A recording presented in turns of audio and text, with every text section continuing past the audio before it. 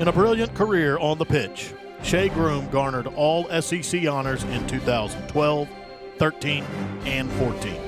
Also in 14, she was the conference's Offensive Player of the Year. In 2013 and 14, Groom and the Aggies made it a clean sweep of the SEC, winning the regular season and tournament titles both years.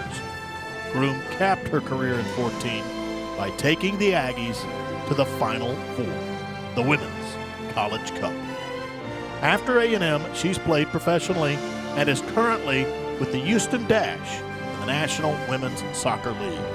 And from here on is in the Letterman's Association Hall of Fame. Ladies and gentlemen, Shea Groom.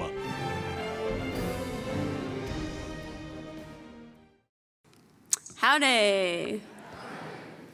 So I know it's not midnight yet, but I got a little story for you, Ags.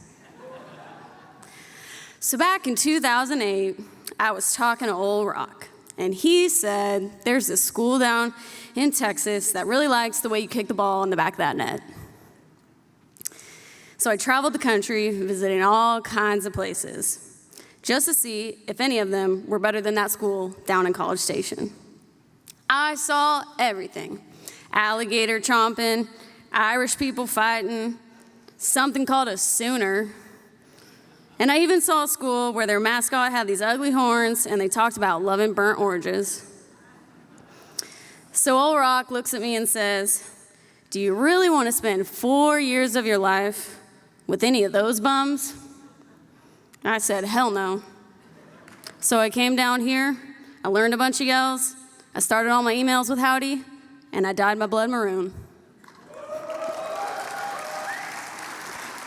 And that's what she did to him, Mags. She beat the ever-living, ever-loving, compound, complex, back-to-back SEC championships, first Final Four appearance, winning his class in Texas A&M history, just like the football team's gonna beat that team I don't even know the name of tomorrow. Hell, out of her 4 years here at Texas A&M. Whoop! But in all seriousness, Texas A&M is the house that built me. It's a place I still come back to and remember who I was and who I'll always be. There's a lot of people that came here tonight to be here for me, and I'd like to take a moment to thank them. I've got a lot of family here: my old athletic trainer, Andy Tate, my best friend from preschool, and my boyfriend and his family, and a lot of my other family that y'all hear about tonight. But I first want to thank the soccer program. To the 10 girls that I came here with, Ag Swag for life. It's not often you find a group of people with the same goal, prepared with the desire and commitment to follow through to get there. These women were special to my life here at A&M, and we still keep in touch today in a group chat we call the Best 10, which is very fitting. To Phil, Lori, and G, y'all changed my life by bringing me here, and the way that you supported and loved me beyond my 4 years here at Texas A&M is something that I'm truly so thankful for. Not many college athletes get that kind of investment, and I feel incredibly lucky. To Coach G, thanks for letting me come, even when I told you that I was going to commit to the University of Texas A&M. It's true, I actually called him to commit to this school, and I said that. And he followed it with, you can come to Texas A&M University, and he probably then called Fish Camp and asked if they could take me in immediately. But to G, who started this program the year that I was born and is still here today, continuing to push this program to new heights, thank you. Absolute legend. To Lori Stevenson, thank you for being my second mom. You're the reason this place felt like home and why being far away from home wasn't so bad. Lori stood at my youth soccer game at 11 p.m. in the sleeting rain when all the other coaches had left, just to make sure that I knew that Texas A&M wanted Shea Groom. Lori was also the person who handed me the number 6 jersey, a number I had never worn in my life, but I quickly understood the significance of. As she's handing it to me on my official visit, She says, every person who's ever worn this jersey has been an All-American. Good luck. I'm not sure how I still made it here, but I'm just thankful that she entrusted me with that responsibility and knowing that I would follow through. And to Phil, thank you for believing in me beyond anyone else. Whether it was during my time here or throughout my pro career, you've always reminded me to play for Shea. You know me as a player better than I know myself, and I owe so much of my career to you. Thank you for getting the best out of me always, but I still don't forgive you for subbing me out 5 minutes into the Florida game my freshman year. Thank you to my parents. I guess all that youth soccer paid off, huh? But truly, first to my dad, Coach Groom. We didn't know anything about soccer. My dad was a high school football coach for 33 years. Y'all, my dad went to my first college visit, and we're sitting in the office, and he says, so you mean to tell me that you want to give my little girl a full scholarship and pay for her education to play women's soccer?